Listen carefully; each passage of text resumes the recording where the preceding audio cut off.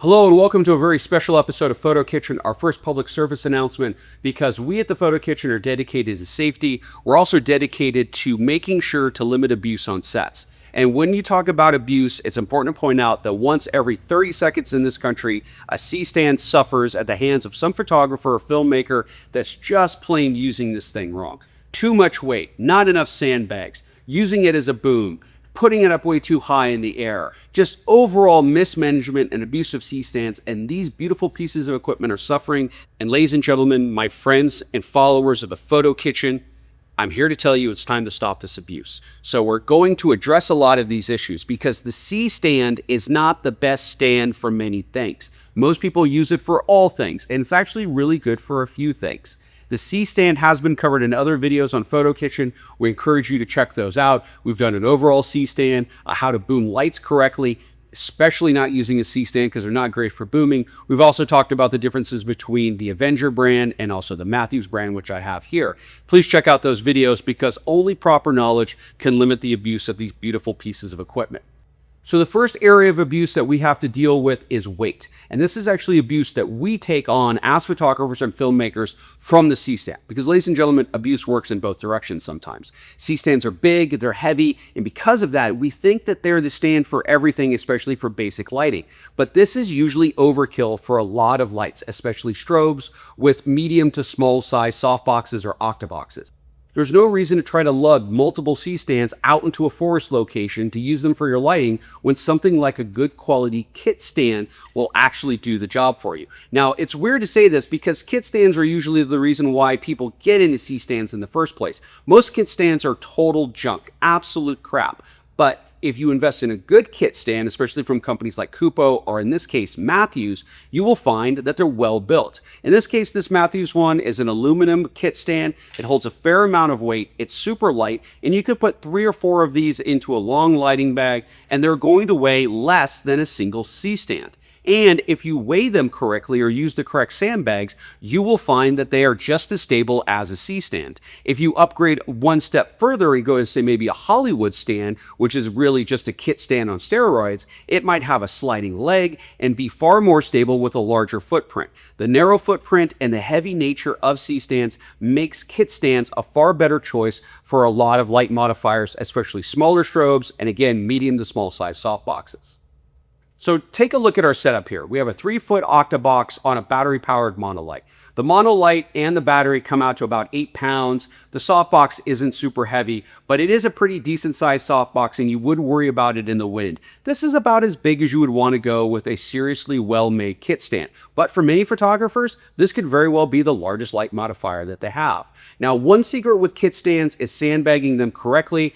Let me introduce you to the BOA bag from Matthews. Kupo and other companies are making these. This is a 15-pound lead shot sandbag, but because of its length, it actually wraps around the center column of most stands, doing a much better job of weighing down and balancing out the weight on the top of the stand to the base of the stand, giving you a stable stand. This is a much more secure base than you could get with some C-stands with significantly less weight. So we'll just go ahead, take the BOA bag, wrap it around the bottom here, it kind of just twists around. You have a nice stable light here. Now you just raise it up. Don't maximize your length here, but you can see that if you get a nice stable light, and unless you're in a very breezy condition, this light's going to do a great job. Not to mention, if you need something a little bit more stable, there are steel kit stands. Matthews, Kupo, Avengers make these stands. And so if you're worried about maybe bending the aluminum because of the weight on the light here, you could definitely go with something a little bit heavier, but still far lighter than a C-stand, saving your back, saving you a lot of weight and a lot of frustration in the field. And if you're working in a studio space or on a very calm day, this could be all that you need, and you could leave those big heavy C-stands at home. Speaking of weight, that leads us into the next major sin of C-stand abuse, and that is overweighting C-stands. Most manufacturers rate their C-stands at about 22 pounds, some even a little bit lower, about 20 pounds. And if you factor in a grip arm and then you start to put a light on it, and heaven forbid you're putting a sandbag on that grip arm or you're doing a mini boom on a C-stand, you are going to exceed 22 pounds really fast, especially if you need a lot of weight to boom something way far out on a C-stand.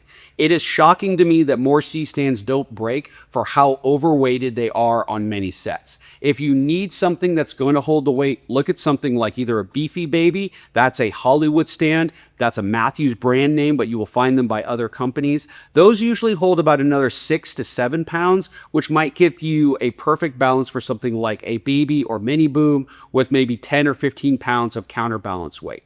If you need something that's heavier, go with a combo stand. Yes, they're more of a commitment. Yeah, they're even heavier than a C-stand, but they hold significantly more weight. They have a larger base. They also have the ability to have a leveling leg on them, which makes it easier if you're in terrain or out of the studio and you need to level out that particular unit. Depending on the manufacturer of combo stands and whether or not you have 2 risers, which would be 2 knobs or 3 risers, your weight is somewhere between 70-ish pounds, maybe dropping down to 50 pounds. But you could go far taller in the air than a C-stand and safely hold that weight and not worry about gear failure or the potential possibility of causing injury on a set because you have yet again abused a C-stand.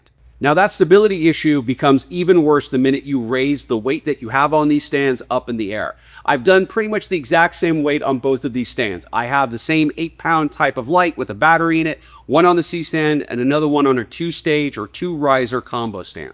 If I start to wiggle this light around on the C-stand, you could see how much it starts to really sway. And if it's a remotely breezy day, or you have, say, a big modifier on this, or heaven forbid, you're trying to do something with the grip arm and go even higher, this is going to start to become an issue. And if I wiggle it just a little bit too much, I could even get one of the legs on the stand to pop off the ground. To make this stable, you're going to need another 20 to 40 pounds to make sure that this thing doesn't come off the ground, and that still doesn't solve this swaying problem. Now, the combo stand, on the other hand, which is an excellent stand to use to go up high in the air, this 2-stage is about the same height as a C-stand, but it holds significantly more weight, and it's far more stable. Again, it has that wide base. When you wiggle it, it wiggles, to be sure, but it's not wiggling like the C-stand, and even though the stand itself is sliding around on the smooth floor, none of the legs are going off of the ground, and this stand is super stable with the exact same amount of weight on the sandbag. Next on the list of C-stands abuses is this. Wheels on a C-stand. Remember how we were talking about earlier about how unstable these stands are naturally because of the different length legs, and they could be unbalanced and they could tip over really easily if you don't put enough weight on them? Well, let's take all of that information, throw it out the window, and put wheels on C-stands. There is a special place in Dante's Inferno for people who put C-stands on wheels. It's the Seventh Circle, it's liars, traitors, and people who put C-stands on wheels. This is a terrible idea. And I know somebody's going to start typing into the comments section on this video and say, I've ran for years with C-stands on wheels and I've never had a problem. And that's great. There's emergency rooms full of people who've ridden motorcycles for years without helmets, or people who've ridden in cars without seatbelts for years and never had a problem until they did. And when they do have problems, it's usually catastrophic. I have no doubt that the worst day in some photographer's life that has a C-stand on wheels is the day that this C-stand fails them while they're moving it around. They're not stable, they're not safe. Serious lighting and grip companies don't even sell wheel kits for their C-stands for a reason. This is a terrible idea. Don't do this. You know what's a better option? This is a Hollywood Beefy Baby on wheels. That's a mouthful, but this is from Matthews. There's a lot of wheeled stands out there. There's low boys, there's high boys, there's high boys. There's a lot of options out there. But stands that are built to have wheels on them from the factory are your best option. This is one of my favorite setups that I have available to me. This is a great wheel stand. It's 3 risers, steel risers, so they won't bend like aluminum risers. You can see that I have a mini boom on here with a PhotoKitchen soft lighter. This is a great setup. I do have it sandbagged, but it doesn't need an excessive amount of sand. It can be moved around a studio location really easily. It's super stable, it's super safe, and if you need it to be a little bit more stable, you could put a sandbag on the other 2 legs and it still rolls around the studio really easy. So get rid of the C-stand wheel kits, go back to them being on the floor, invest in a couple of decent wheel stands if you're working in a studio and you need that mobility. This is a safe, dependable option.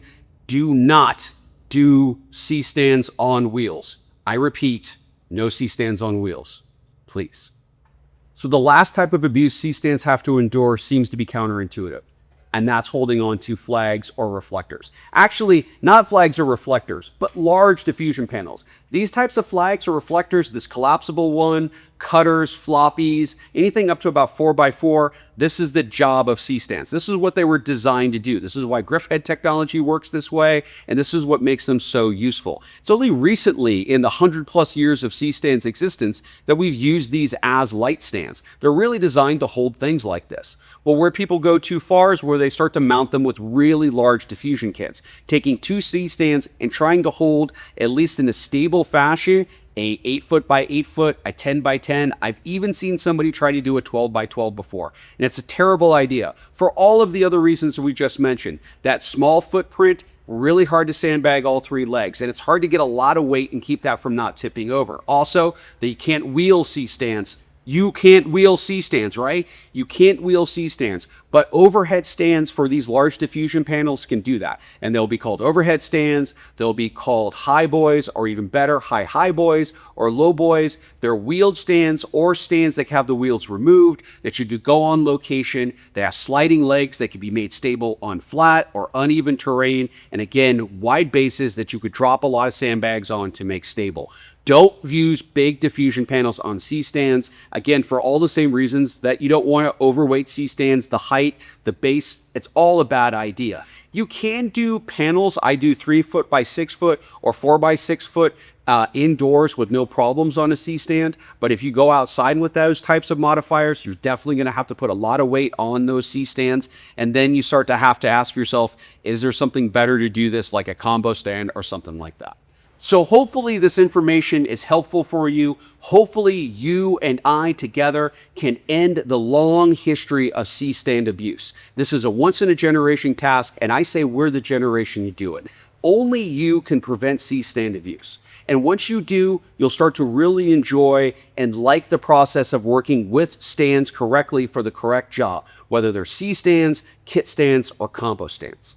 Speaking of like, I hope you've liked this video. Please hit like, please subscribe to the channel if you haven't already done so. If you have, we thank you for your support. Please share this with anybody who's maybe abusing C-stands, that maybe needs to go to meetings or seek counseling. This could be the first step in the healing process. And hopefully someday we could all come together in a studio space or on location and see C-stands being used as they should be in the wild or maybe even in captivity.